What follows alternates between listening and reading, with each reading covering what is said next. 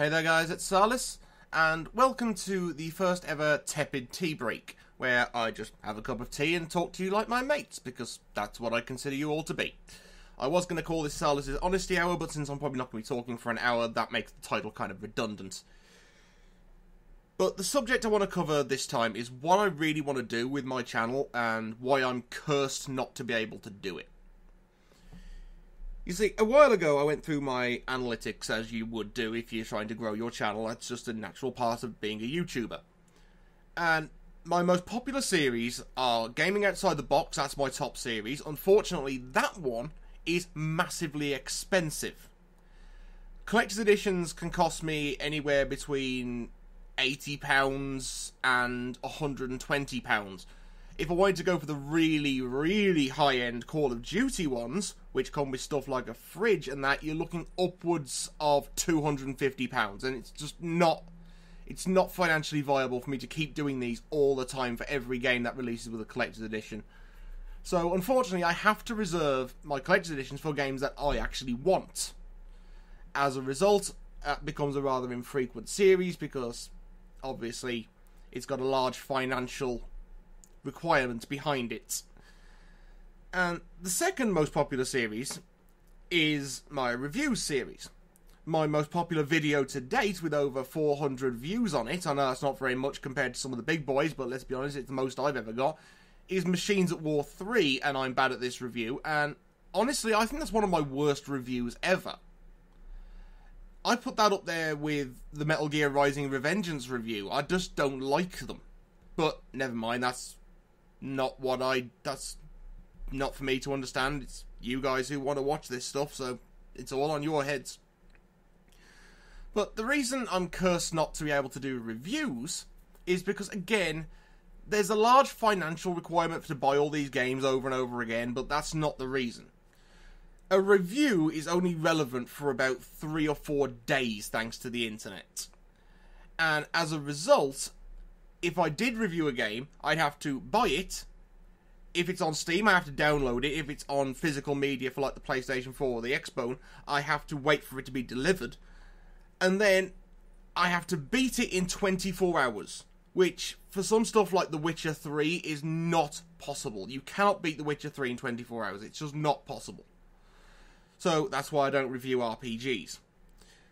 A lot of like big press sites like Giant Bomb, Your Rock Paper Shotguns, and even stuff like Total Biscuit and the Yogscast, they get review code early for big games that are probably going to take longer than 24 hours to beat. Sometimes publishers like to dick people over a barrel and give it to them on release day and then put review embargoes on up the wazoo until such time as they've made enough money to disguise the fact that their game is shit. But a sensible company will offer you review code ahead of release so you can get the review up on launch day, which makes sense. But that's something I can't do. And I recently applied for some review code for a game. I'm not going to name the game, and I'm not going to name the PR company involved.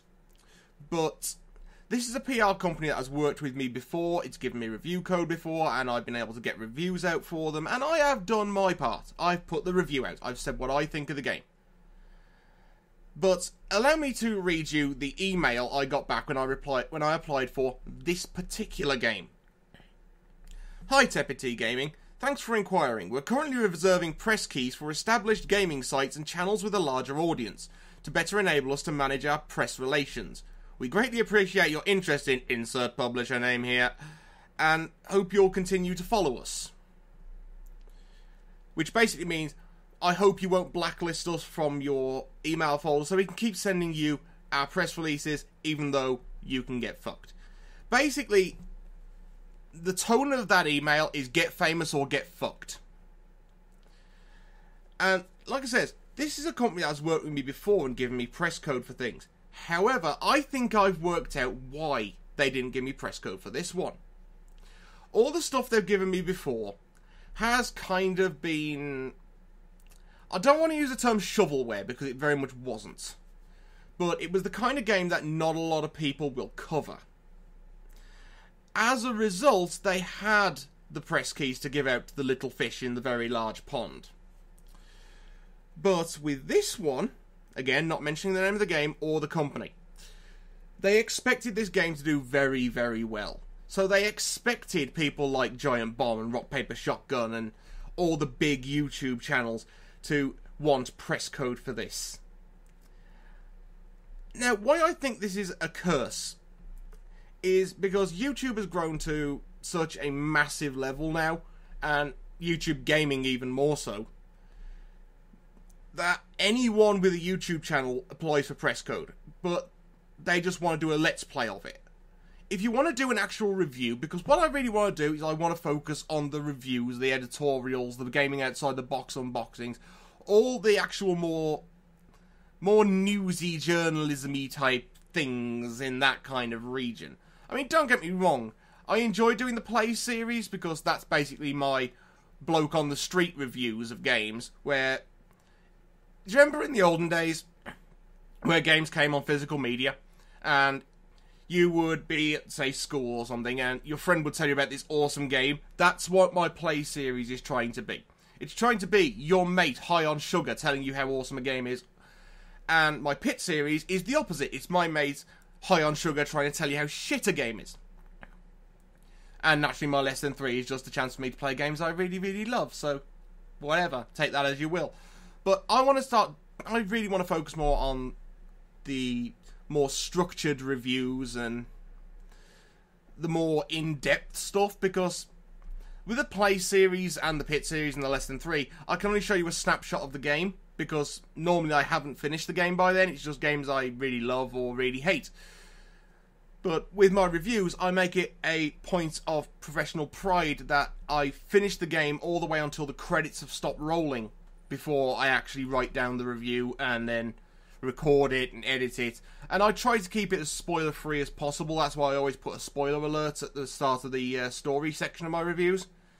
And I do try to theme the spoiler alerts sometimes. I mean, granted, I haven't had to put that many spoiler alerts in recent reviews, because the Ratchet & Clank review is basically Ratchet & Clank 1, and if you haven't had spoilers for Ratchet & Clank 1, which was released on the PlayStation 2, then congratulations for leaving your nuclear bunker. This is Earth. The planet's fucked. We're about to get President Trump.